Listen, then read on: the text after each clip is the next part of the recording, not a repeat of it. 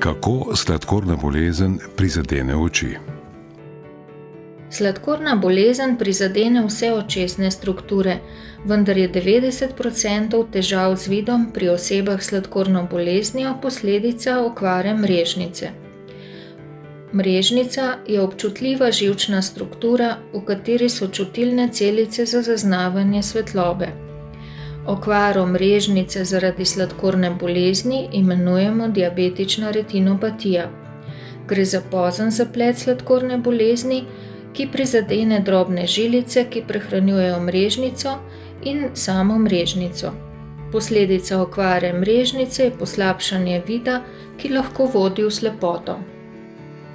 Kaj je diabetični makularni edem in kateri so glavni simptomi?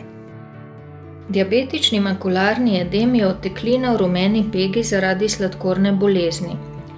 Oteklina nastane zaradi puščanja okvarjenih drobnih žilic in posledičnega kopičenja tekočine v rumeni pegi. Rumena pega je centralni del mrežnice, ki nam omogoča jasno sliko, dobro zaznavanje kontrastov in barvni vid. Zaradi diabetičnega makularnega edema se vid poslabša se vidna ostrina, slika je lahko popačena, slabše je zaznavanje kontrastov, barve so manj izrazite, pojavijo pa se lahko tudi manjše temne lise v vidnem polju. Kako diabetični makularni edem vpliva na vsakdanje življenje sladkornega bolnika?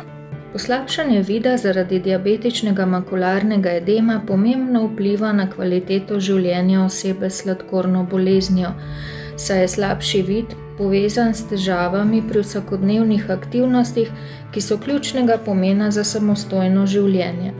Tako se na primer lahko pojavijo težave pri opravljanju gospodinjskih opravil, pri rokovanju z denarjem, pri branju, pri upravljanju z motornim vozilom in podobno.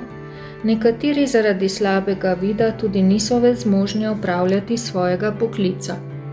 Kako postavimo diagnozo diabetičnega makularnega edema? Diagnozo diabetični makularni edem postavimo s pregledom očesnega ozadja. V nekaterih primerih je to že na podlagi presejalnega slikanja očesnega ozadja, sicer pa s kliničnim pregledom pri oftalmologu. V nekaterih primerih si pomagamo tudi z dodatnimi diagnostičnimi preiskavami. Ali lahko diabetični makularni edem zdravimo? V večini primerov diabetični makularni edem lahko zdravimo, če spremembe v rumeni pegi ugotovimo pravočasno. Danes diabetični makularni edem zdravimo v glavnem z zdravili, ki se dajejo v oko v obliki injekcij.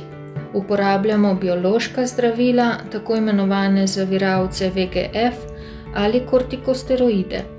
Le v redkih primerih se odločimo za lasersko zdravljenje.